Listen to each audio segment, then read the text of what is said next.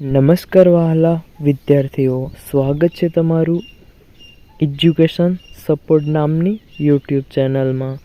તો વિદ્યાર્થી મિત્રો, આપણે આજના દિવસની અંદર જોશું NMMS 2025માં પૂછાવાયેલા પ્રશ્નો અને તેના જવાબો. તો પહેલો પ્રશ્ન છે, નીચેના પૈકી કયો રોગ ચેપી છે?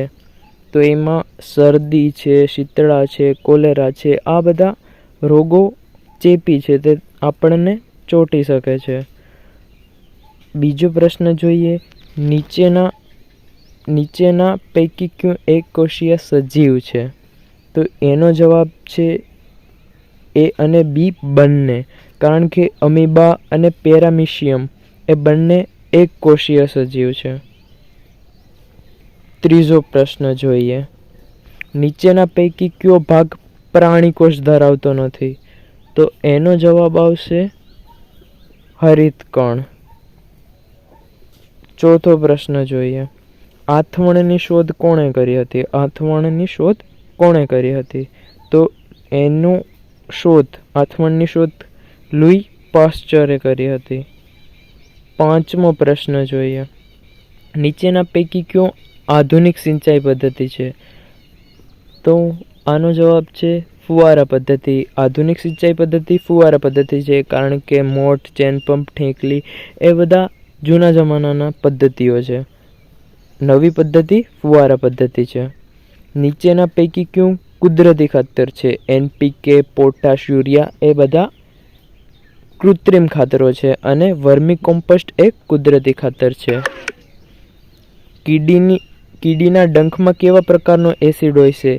તો કીડીના ડંખમાં ફોમિંગ એસિડ હોય છે. ફોમિંગ એસિડ એ હોય છે. જાસૂદના ફૂલમાં સૂચક એસિડિક દ્રાવણને રંગનું ખાલી જગ્યા બનાવે છે. તો એ જાસૂદના ફૂલ સૂચક એસિડિકને ઘેરા ગુલાબી રંગનું બનાવે છે. નવમો પ્રશ્ન જોઈએ, ભૌતિક ફેરફાર જણાવો. તો આમાં ભૌતિક ફેરફાર છે કાગળના ટુકડા કરવા, એ ભૌતિક ફેરફાર છે. CO જવાબ. એસિડ પ્લસ બેઝ ખાલી જગ્યા પ્લસ પાણી, તો એમાં ક્ષાર, કારણ કે પાણી તટસ્થકરણ એસિડ એ જવાબ આવતો નથી, એ આવે છે ક્ષાર. 11મો પ્રશ્ન, ઓક્સિજનની મદદથી ગ્લુકોઝનું વિઘટન થાય છે, તે પ્રક્રિયાને જારક શ્વસન કહે છે. જારક શ્વસન કહે છે. 12મો પ્રશ્ન, અળસિયું શાના દ્વારા શ્વસન કરે છે? તો અળસિયું ચીકણી ત્વચા દ્વારા શ્વસન કરે છે. ચીકણી ત્વચા દ્વારા. તો 13મો પ્રશ્ન જોઈએ, નીચેના પૈકી શરીરમાં પ્રવેશતા જીવાણુઓ સામે લડે છે? તો આનો પ્રશ્ન એમ છે કે નીચેના પૈકી કોષ શરીરમાં પ્રવેશતા જીવાણુઓ સામે લડે છે. કયા કોષ શરીરમાં પ્રવેશતા જીવાણુઓ સાથે લડે છે? તો એમાં આવશે શ્વેત કોષો, તે આપણા શરીરમાં જીવાણુઓ સામે લડે છે.